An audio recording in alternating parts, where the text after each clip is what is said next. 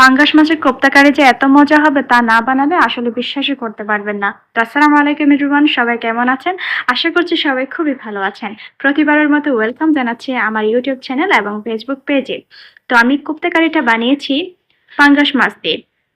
তো এটা অন্যান্য মাছের মতোই অনেক স্বাদ। পাঙ্গাস মাছ দিয়ে কোপ্তা কারি বানালেও খুবই ইজি ভাবে আপনারা স্বাদ পেতে পারেন।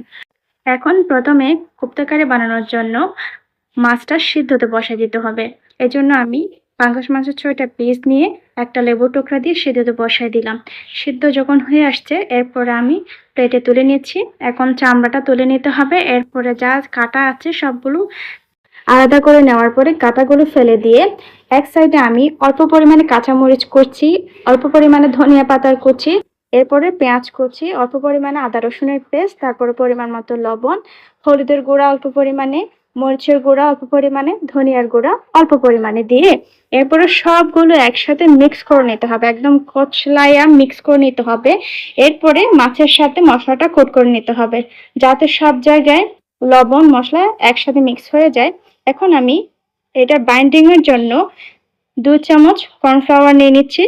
এরপরে নিয়ে নিব একটা ডিম। এই দুইটাই বাইন্ডিং এর জন্য হেল্প করবে। এবার আবারও ভালোভাবে মিক্স করে নেওয়ার পরে এখন কোপ্তা তৈরি করে নিব। আমি এটা বল আকার, ছোট ছোট বল আকারে তৈরি করে নিচ্ছি। আপনারা চাইলে লম্বা চ্যাপ্টা যে কোনো আকারে তৈরি করতে পারেন। এরপরে সবগুলো বানিয়ে নিয়েছি। এখন আমি এগুলো ভেজে নেব। কড়াইতে পর্যাপ্ত পরিমাণ তেল দিয়ে দিচ্ছি। তেলটা একটু বেশি দিতে হবে কারণ এটা ডুবো তেলে ভাজলে সবচেয়ে ভালো। তেল গরম হয়ে আসলে এখন চামচের সাহায্যে আমি একটা একটা করে ছেড়ে দিচ্ছি। যখন আপনারা এটা ভাজতে যাবেন তখন আপনারা চুলার আঁচটা মিডিয়াম টু লোতে রাখবেন যাতে এটা সুন্দর মতো একদম ভিতর পর্যন্ত কুক হয়ে যায়, মানে ভাজা ভাজা হয়ে যায়।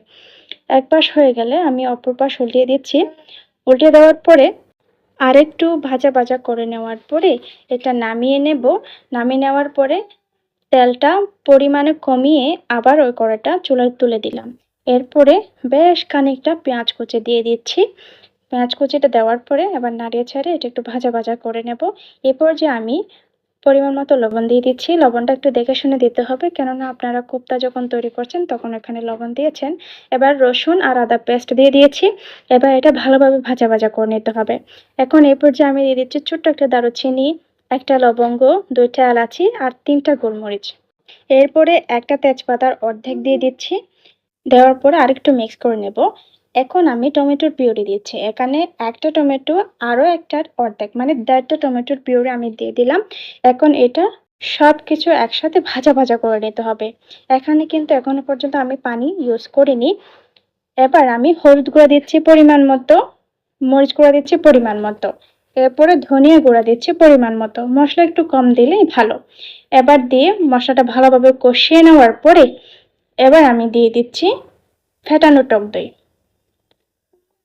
দেওয়ার পরে আরেকটু মিক্স করে দিচ্ছি। মশলাটা যখন সুন্দরভাবে কষানো হয়ে গেছে এবার আমি 4-5টা কাঁচা লঙ্কা দিয়ে দিয়েছি আস্ত। এরপর আমি অল্প পরিমাণে লেবুর রস দিয়ে দিয়েছি। এখন এটা ভালোভাবে কষানোর পরে এখন আমি দিয়ে দিব চিনি।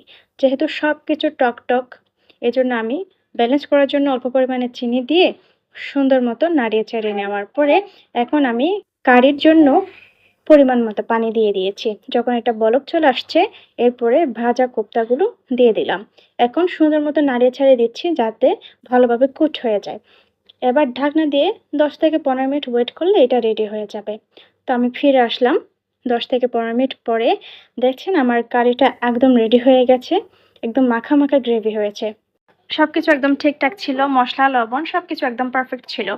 পাঙ্গাস মাছের কোপ্তা কারি যে এত মজার হয় তা না বানালে আপনারা বিশ্বাসই করতে পারবেন না। তাহলে ট্রাই করুন, বানান, খান, অসাধারণ একটা স্বাদ পাবেন। তো যদি ভিডিও ভালো লাগে তাহলে অবশ্যই কমেন্ট করে জানাবেন। আর ভালো লাগলে লাইক শেয়ার করে দিবেন। যদি আপনারা ইউটিউব চ্যানেল থেকে দেখে থাকেন তাহলে অবশ্যই সাবস্ক্রাইব করে নোটিফিকেশন বেল অন করে দিবেন। আর যদি ফেসবুক থেকে দেখে থাকেন তাহলে অবশ্যই ফলো দিয়ে রাখবেন। তো আজ এই পর্যন্ত, ভালো থাকবেন সবাই। আল্লাহ হাফেজ।